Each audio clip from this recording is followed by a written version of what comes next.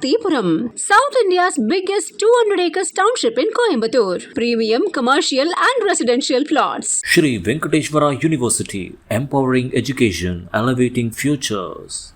GKNM Hospital, Coimbatore's trusted cancer care center for adult and pediatrics. கன்னியாகுமரியுடைய Congress பாராளுமன்ற உறுப்பினரான திரு விஜய் வசந்த் அவர்கள் அவருடைய எக்ஸ்ட்ரா பக்கத்துல ஒரு பதிவு ஒன்று போட்டிருக்காரு. வாழ்த்துக்கள் ஸ்பெயின், இன்னைக்கு களத்துல நீங்க தான் சிறந்த அணியா இருந்திருக்கீங்க. இந்த வெற்றிக்கு நீங்க முழு தகுதியானவங்க. அர்ஜென்டினா இது உங்களுக்கான நாளாக அமையல. ஒவ்வொரு சிறந்த அணிக்கும் பின்னடைவுகள் கண்டிப்பா ஏற்படும். ஆனா சாம்பியன்கள் எப்பவுமே மீண்டு வருவதற்கான வழியை கண்டுபிடிப்பாங்க. தலை நிமிர்ந்து வா ஆல்பி செலஸ்ட் மீண்டும் எழும் அப்படிங்கிற மாதிரி ஒரு பதிவை போட்டிருக்காரு. இந்த இதுவே ரெகக்னைஸ் பண்ணியிருக்காங்கன்னா அது நேரில் பெரிய விஷயம் தான் சொல்லுவேன். இப்போ தந்தையோட மறைவுக்கு பிறகு அந்த டைம் பேசினாங்க. ஸோ அந்த குடும்பத்துக்கு தான் நாங்கள் சில விஷயங்கள் பண்ண வேண்டியது இருக்குங்கிற மாதிரி காங்கிரஸ் சில தலைவர்கள் பேசினாங்க. ஸோ எளிமையாக நடந்துருச்சு அவங்களுக்கு இந்த சீட் வந்தது இல்லை அப்படின்னு நம்ம சொல்ல முடியாது. ஏன்னா அதாவது அப்பாவோடைய தொண்டு காங்கிரஸ் கட்சிக்கு பார்த்தீங்கன்னா ஈடு கொடுக்க முடியாத ஒரு தொண்டு. கட்சிக்கு மட்டும் இல்லை, மக்களுக்கும் சரி, சமுதாயத்துக்கும் சரி, அதே மாதிரி வியாபாரிகளுக்கும் சரி. ஸோ அவங்களோட ஜேர்னி ஒரு பெரிய ஜேர்னி. அவங்களுடைய கனவு ஃபுல்ஃபில் ஆனது 2019 ஒரு எம்பி ஆகி அவங்களுடைய அந்த டேர்மை முடிக்க முடியாமல் அவங்க கொரோனாவால் பாதிக்கப்பட்டு இறந்துட்டாங்க. இதில் என்னென்னா அந்த டைமில் தான் எனக்கு அப்பாவோட கனவுகளை நிஜமாக்கணும். ஏன்னா அது வரைக்கும் இருக்கும்போது நம்ம ஒரு ஃப்ரண்ட் ரன்னராக இல்லவே இல்லை. நான் அரசியல்னாலும் அப்பா கூட ஈடுபாட்டில் இருந்தேன். நான் ஃபஸ்ட்டு அப்பா மேயர் எலெக்ஷன்லேருந்து கேம்பெயின்ஸுக்கு போயிருக்கேன். அப்போ காலேஜ் ஸ்டூடெண்ட் நான். ஸோ அந்த மாதிரி நம்ம பிஹைண்ட் இதில் அப்பா இப்படி பண்ணலாம்ப்பா அப்படி பண்ணலாம்ப்பான்னு கன்னியாகுமரி வரும்போது நாங்கள் ரொம்ப இன்வால்வாக இருந்தோம். ஃபார் எக்ஸாம்பிள் பார்த்தீங்கன்னா நோவல் டாட்டா அவர்களை பார்த்து டிசிஎஸை கொண்டு வரணும்னு கேட்டோம். அதே மாதிரி ஒரு ஜப்பான் நிறுவனத்தோட கடல் சீத்தத்தை எப்படி பண்ணலாம்னு பேசினோம். அப்பா முயற்சி எடுத்து ஏர்போர்ட்டே வர ஃபீஸிபிலிட்டி இல்லைன்னு சொல்லும்போது ஒரு எக்ஸ்பர்ட்ஸை கூட்டு அவங்கள டெல்லி கூட்டு போய் வாங்கி எஸ் இஸ் ஃபீஸிபிள்னு சொல்லி ஃபஸ்ட் ஃபேஸ் பண்ணி செகண்ட் ஃபேஸும் ஓகே. ஸோ இந்த மாதிரி ஒரு விஷனோட போயிட்டு இருக்கும்போது திடீர்னு மறைந்தவொடனே ஐயோ அது பண்ண வேண்டிய கடமை நம்மளுடைய கடமைன்னு நான் சொல்லுவேன். ஒரு தந்தையை விட்டு போன பணிகளை மகனாக செய்ய வேண்டியது.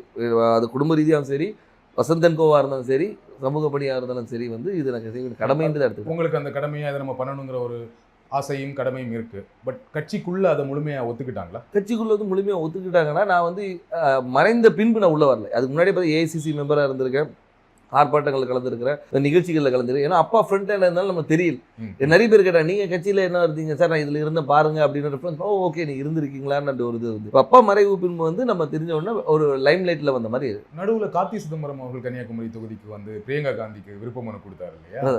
அப்ப எப்படி இருந்துச்சு அது? அப்ப எனக்கு என்ன தோணுச்சுன்னா, ஓகே கட்சிக்குள்ள அதுக்கு முன்னாடியே பேசிட்டு இருந்தாங்க, விஜய் வசந்துக்கு தான் தொகுதி கொடுக்க போறாங்க அப்படின்னு பேசிட்டு இருக்கும்போது இந்த ஒரு நிகழ்வு நடந்தது. கட்சிக்குள்ள அப்போ ஒரு சப்போர்ட் இல்லாம இருக்கும் அப்படி ஒன்று. அதாவது அதுக்கு தான் பேர் விருப்ப மனுன்னே வச்சிருக்காங்க. அவங்க விருப்பப்படுறவங்கள இது பண்றதுதான் விருப்ப மனு வச்சிருக்காங்க. ஏன்னா அப்பா போட்டியிடும் போது ராகுல் காந்தி அங்கே போட்டியிடும் சொல்லி விருப்ப மனு கொடுத்தவங்களும் இருக்காங்க.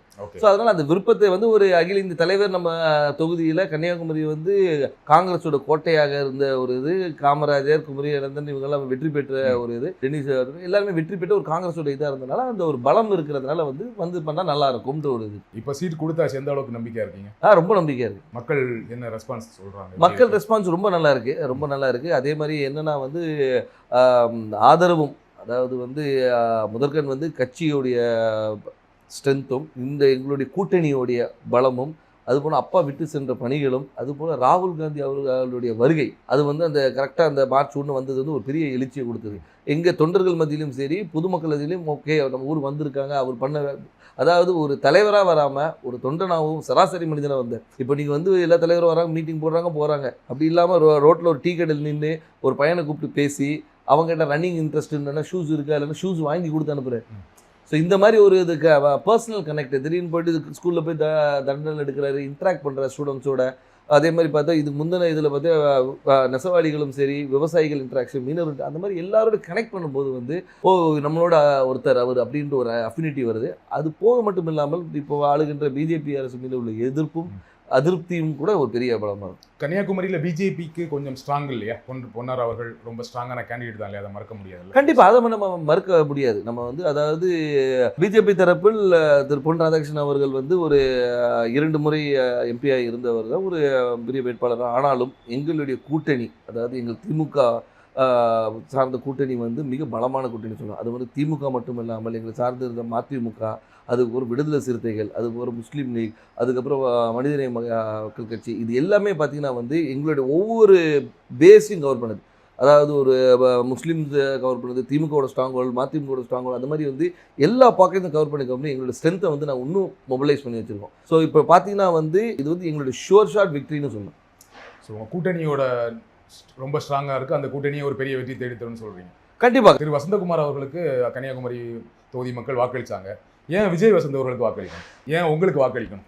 அதான் வசந்தகுமார் அவர்களுக்கு வாக்களித்தனால விஜய் வசந்துக்கு வாக்களிக்கணும்னு நான் சொல்ல வரல. ஆனால் ஒரு காங்கிரஸ் வேட்பாளராகவும் அதே மட்டுமல்ல வசந்தகுமார் அவர்கள் வந்து இந்த மக்களுக்கும் கன்னியாகுமரி மக்களுக்கும் பல துண்டுகளை செஞ்சுருக்காங்க. அது விட்டு போன பணிகளை வந்து அவர் மகன் செய்வார் என்ற ஒரு நம்பிக்கை அவங்களுக்கு இருக்குது. அது மட்டும் இல்லாமல் வந்து நான் வந்து ஒரு வாரிசாக வந்து நேராக போயிட்டு வந்து நான் நேராக டெல்லியில் இங்கேயும் போய் வரல.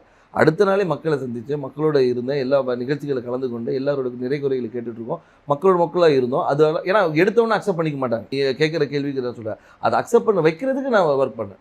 ஸோ அதனால் வந்து அப்பாவுடைய இடத்தை வந்து மகன் வந்து நிரப்பார் என்ற நம்பிக்கையை அவங்களுக்கு கொடுத்தேன். அந்த நம்பிக்கையை வந்து எல்லார் மேலேயும் பெருசாகவே இருக்குது. அதனால் வெற்றி வாய்ப்பு ரொம்ப நல்லா இருக்குது. குமரி மாவட்டத்தில் வரீங்க, ரொம்ப படித்த மாவட்டம், ஆனால் அங்கே நிறைய பிரச்சனைகளும் இருக்குது. அதை கரெக்டாக ஐடென்டிஃபை பண்ணியிருக்கீங்களா? என்னென்ன திட்டங்கள் வச்சுருக்கீங்க? கண்டிப்பாக. அதாவது வந்து நீங்கள் கன்னியாகுமரியை பொறுத்த வரைக்கும் பார்த்தீங்கன்னா வந்து இந்த மிக்ஸ் ஆஃப் ஆல்னு சொல்லலாம்.